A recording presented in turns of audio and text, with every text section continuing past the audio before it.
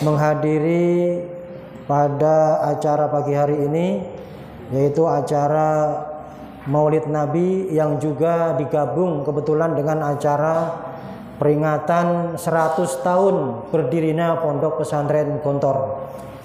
Jadi nanti hari ini insya Allah kita ada dua acara yang digabung jadi satu. Yang pertama acara Maulid Nabi Muhammad Sallallahu Alaihi Wasallam. Yang kedua insya Allah nanti kita lanjutkan dengan khataman Quran dalam rangka memperingati acara tasyakuran, syukur atas berdirinya Pondok Modern Gontor yang ke-100 menurut hitungan tahun Hijriah. Jadi Gontor sudah berdiri selama 100 tahun, sama berdirinya bersamaan dengan berdirinya Jam'iyah Nahdlatul Ulama, ya. Jadi beriring-iringan antara berdirinya pesantren Gontor dengan berdirinya Jam'iyah Nahdlatul Ulama. Alhamdulillah, mudah-mudahan Gontor semakin maju, semakin berkah dengan banyaknya santri-santri yang bisa memberikan kemanfaatan buat umat dan juga meneruskan dakwah daripada Rasulullah Shallallahu Alaihi Wasallam. Amin ya Rabbal Alamin. Termasuk juga kalian mudah-mudahan juga nanti ketika sudah selesai dari pondok ini bisa menjadi pencerah umat, bisa memberikan penjelasan, penerangan kepada umat tentang dakwah yang disampaikan oleh Rasulullah Shallallahu Alaihi Wasallam. Amin ya Rabbal Alamin. Baik, ini saya ada waktu sampai jam 8:30. Ya, saya nggak tahu apakah nanti ini sudah selesai sampai jam 8:30 atau bahkan mungkin tidak cukup. Karena terus terang saja kalau kita mau berbicara tentang ajaran-ajaran agama Islam yang disampaikan Rasulullah ini sangat luas sekali, tidak akan habis untuk dibicarakan. Karena dalam satu riwayat hadis sampaikan bahwasanya Rasulullah Shallallahu Alaihi Wasallam itu kana khuluqul Quran. Jadi akhlak beliau itu semuanya ada dalam Al-Quran. Tidak ada satu ayat pun dalam Al-Quran yang tidak diamalkan oleh Rasulullah Shallallahu Alaihi Wasallam. Belum lagi dengan hadis-hadis beliau yang ada baik dalam kitab hadis Sahih Bukhari, Sahih Muslim, kemudian juga kitab-kitab hadis yang lain banyak sekali. Jadi satu-satunya manusia yang sebelum lahir sampai beliau wafat, sampai setelah wafat, yang ada cerita dan ada sejarahnya adalah hanya Rasulullah Shallallahu Alaihi Wasallam. Tidak ada satupun manusia yang sejarahnya lengkap seperti Rasulullah Shallallahu Alaihi Wasallam. Maka sampai itu ada satu orang orientalis, ya, orang kafir, orang barat yang menulis tentang 100 orang yang paling berpengaruh di dunia ini. Dan yang ditulis pertama kali adalah Nabi Muhammad Sallallahu Alaihi Wasallam. Karena tidak ada seorang pun yang bisa membawa pengaruh begitu besar di dunia ini kecuali Rasulullah Sallallahu Alaihi Wasallam. Dimulai dari dakwah secara sembunyi-sembunyi dari Mekah, kemudian beliau hijrah ke Madinah, kemudian meluas ke daerah-daerah yang dekat dengan Jazirah Arab, kemudian alhamdulillah sampai kepada Indonesia dan juga seluruh dunia. Bahkan sekarang banyak orang-orang Eropa, orang-orang Amerika yang menyatakan keislamannya berkat karena kesantunan dakwah yang diajarkan oleh Islam melalui Nabi Muhammad SAW. Jadi kalau kita mau baca sejarah Nabi bisa kita lihat dari kitab-kitab hadis. Bahkan juga banyak kitab sirah, ya, kitab sejarah tentang Nabi itu juga banyak ditulis oleh para ulama. Walaupun juga ada orang-orang yang mempermasalahkan tentang masalah maulid ini. Ada yang mengatakan bid'ah karena memang tidak pernah ada zaman Nabi, zaman sahabat nggak ada. Tapi kalau kita mau membanding-bandingkan masalah maulid dengan hal-hal yang lain yang tidak pernah ada pada zaman Rasulullah itu banyak. Salah satunya Al-Quran. Al-Quran yang ada sekarang, yang ada dalam mushaf Al-Quran itu zaman Rasulullah itu nggak ada. Karena Al-Quran itu dulu hanya ada pada hafalan para sahabat dan dicatat dalam tulisan-tulisan yang terpisah. Ada yang ditulis di pelepah kurma, ada yang di bebatuan, ada yang di kulit kulit-kulit hewan dan yang lain-lain. Al-Quran ada itu karena ijtihad Sayyidina Umar, ya. Dan itu pun ketika diusulkan Sayyidina Umar supaya Al-Quran ditulis, itu Sayyidina Abu Bakar sebagai khalifah pada saat itu nggak berani. Apa kata beliau? Lam af'al ma lam yaf'al Rasulullah sallallahu alaihi wasallam. Aku tidak berani melakukan sesuatu yang tidak pernah dilakukan oleh Rasulullah sallallahu alaihi wasallam. Rasul tidak pernah menyuruh membukukan Al-Quran, tidak pernah. Tapi karena kecerdasan Sayyidina Umar menyuruh sahabat Abu Bakar sebagai khalifah pada saat itu, yang walaupun pertama kali beliau menentang tidak mau, tapi setelah dimusyawarahkan, dirapatkan dengan sahabat-sahabat yang lain, akhirnya terbukukanlah Al-Quran. Pada zaman Sayyidina Abu Bakar, satu-satunya Al-Quran yang ada pada saat itu. Jadi mushaf Al-Quran itu berkat daripada ijtihad Sayyidina Umar.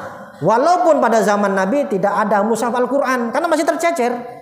Ada yang di pelepah kurma, di bebatuan, di tulang belulang, di kulit-kulit unta dan kulit-kulit binatang yang lain. Itu pada zaman Nabi. Tapi karena banyak para sahabat penghafal Al-Quran yang gugur pada masa Khalifah Abu Bakar, maka Sayyidina Umar mengkhawatirkan kalau seandainya orang-orang yang menghafal Al-Quran pada wafat karena ikut perang, maka Al-Quran akan hilang dengan gugurnya, wafatnya para penghafal Al-Quran.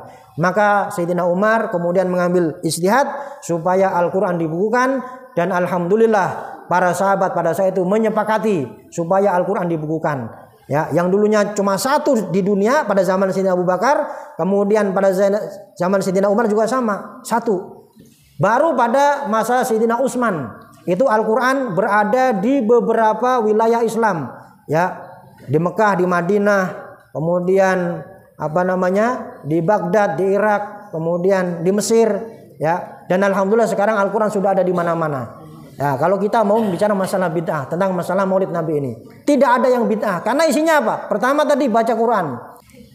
Laqad kana lakum fi Rasulillahi uswatun hasanah liman kana yarjullaha wal yaumal akhir. Bukan wal yaumil akhir. Ini ayat ini menjelaskan tentang bahwa Nabi Muhammad SAW itu yang ada pada diri beliau itu semua uswah hasanah, teladan yang baik. Baik teladan dari sisi ucapan-ucapan beliau, dari perilaku dan akhlak beliau, dan dari semua apa yang beliau lakukan, itu semuanya merupakan apa? Merupakan uswah hasanah yang bisa kita ambil pelajaran. Ya, jadi bagaimana cara Nabi makan, bagaimana cara beliau bergaul dengan yang lebih muda, dengan anak-anak, dengan orang yang lebih tua, bagaimana cara beliau memakai pakaian, bagaimana cara beliau memakai sendal, bagaimana cara beliau melakukan sholat, ada semuanya terekam dalam kitab-kitab hadis yang diriwayatkan oleh para sahabat. Maka saya bilang tadi, tidak ada manusia, ya, di dunia ini yang sejarahnya lengkap seperti Rasulullah SAW. Semuanya terekam, ya. Bisa kalian lihat dalam kitab-kitab hadis dan juga kitab-kitab sirah, kitab-kitab yang menjelaskan tentang sejarah Nabi Muhammad Sallallahu Alaihi Wasallam. Nah, di antara keistimewaan umat Nabi Muhammad ini saya mau sampaikan, supaya saya bicaranya tidak kemana-mana, saya mau fokus. Yang pertama, saya mau menyampaikan dari kitab Tanwirul Qulub fi Mu'amalati Allamil Ghuyub. Ya, ini di antara kita ini umat yang terpilih di antara umat-umat Nabi dan Rasul yang ada. Nabi yang ada itu jumlahnya ada 124.000 Nabi, ya. Kemudian tapi Rasul yang diutus oleh Allah yang patut dan wajib kita ketahui yang ada dalam Al-Quran itu ada 25. Dan di antara 25 itu ada yang disebut dengan ulul azmi, Rasul-Rasul pilihan, karena memang mendapatkan ujian dari Allah yang luar biasa. Mulai dari Nabi Nuh, kemudian Nabi Ibrahim, kemudian Nabi Musa, kemudian Nabi Isa, dan yang terakhir Nabi Muhammad SAW. Ini saya mau menyampaikan di antara afdholiyah, keutamaan umat Nabi Muhammad. Kita ini menjadi umat yang mulia bukan karena diri kita, tapi karena diri Rasulullah SAW. Ya, saya mau bacakan. Wa mimma yajibu alaina an na'taqida anna Allah Ta'ala arsala nabiyyan rahmatan lil alamina. bahwa di antara yang harus kita yakini bahwasanya Allah Subhanahu wa taala itu mengutus seorang nabi yang bernama Muhammad sallallahu alaihi wasallam yang disebutkan dalam Al-Qur'an, "Wa ma arsalnaka illa rahmatan lil alamin." Dan aku tidak utus engkau Muhammad kecuali sebagai rahmat atas semua alam. Bukan hanya manusia, alam tumbuh-tumbuhan, alam binatang, alam jin, dan alam-alam yang lain yang ada di muka bumi ini, baik yang bisa kita lihat ataupun yang tidak bisa kita lihat. Binatang-binatang itu diceritakan tidak ada yang takut dengan Rasulullah. Bahkan bebatuan itu banyak yang mengucapkan salam kepada Rasulullah sallallahu alaihi wasallam. Ketika Rasul lewat, banyak bebatuan yang mengucapkan salam, "Assalamu alayka ya Rasulullah." Ini bisa kita lihat dalam kitab-kitab sirah, banyak seperti itu kejadian. Ya. Bahkan suatu ketika Nabi beliau sedang di padang pasir yang di situ tidak ada tumbuh-tumbuhan yang tumbuh di situ. Suatu ketika beliau ingin hajat. Nabi ketika buang hajat tidak pernah kecuali beliau di tempat yang memang terhalang sehingga tidak terlihat auratnya. Bukan seperti orang yang asal-asalan buang air besar ataupun air kecil. Suatu ketika Nabi itu ingin buang hajat dan di tempat yang tidak ada pepohonan, tidak ada apapun di situ. Di tempat yang tandus, di tengah padang pasir. Kemudian karena beliau ini ingin buang hajat, maka dilihatlah dari kejauhan ada pepohonan yang nampak di sana. Maka oleh beliau dipanggillah pohon itu supaya datang ke tempat situ untuk agar beliau bisa buang hajat di situ.